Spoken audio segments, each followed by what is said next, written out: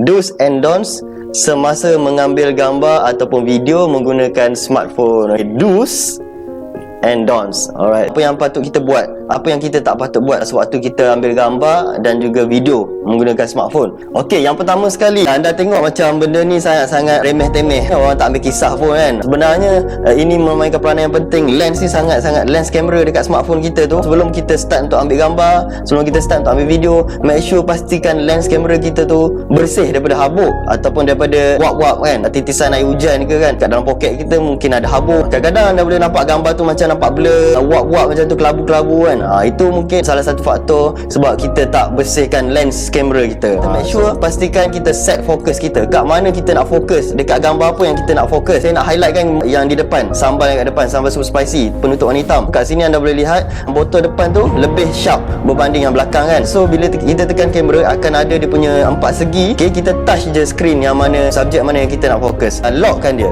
Kunci fokus kita tu supaya fokus kita tak lari daripada tempat asal yang kita nak fokus tu lah. Okay, gambar yang sebelah kiri tu terlampau cerah. Dekat tengah-tengah tu pula dia underexpose. Okay, cahaya kurang masuk. Bila cahaya kurang masuk, automatik gambar kita akan nampak gelap lah. Kebanyakan smartphone majoritinya memang kita boleh control lah dia punya, orang panggil exposure, level cahaya tu. Bila kita klik dekat kamera tu, kita boleh sama ada jari kita nak slide up untuk bagi masuk cahaya lebih, ataupun nak slide down untuk kurangkan cahaya masuk. Kalau nak yang lagi cantik gambar kita, video kita lagi terang dan jelas, kita gunakan sumber cahaya yang semula jadi, iaitu matahari lah. Kalau tak ada dapat sumber matahari, kita dapatkan lampu extra lighting seperti lampu-lampu, ada lampu warna putih dekat atas ceiling tu, buka semua. Ada yang lebih advance lagi kan, ambil gambar macam ada menggunakan studio punya lighting, kiri kanan atas bawah. Phone tu memang dah ada built-in mic, tapi ada setengah smartphone ni built-in microphone ni tak berapa jelas, kurang jelas apa yang kita cakap. Make sure kita ada external mic. Okay, macam saya pakai juga supaya suara kita lebih jelas dan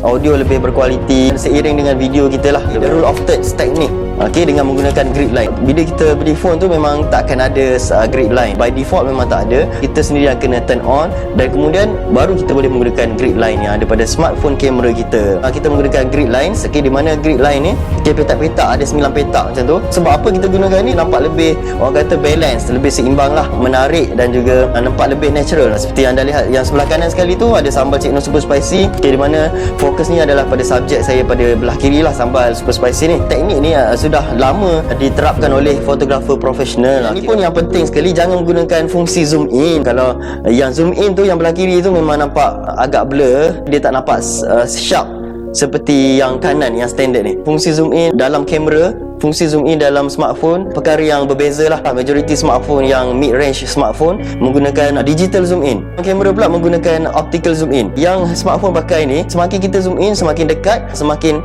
hilang kualiti gambar kita tu. Bahasa mudahnya semakin pecah lah. Kita sendiri yang kena dekat-dekat objek yang kita nak ambil gambar tu. Itu adalah salah satu cara alternatif lain lah. Jangan, okay, don't use smartphone flash.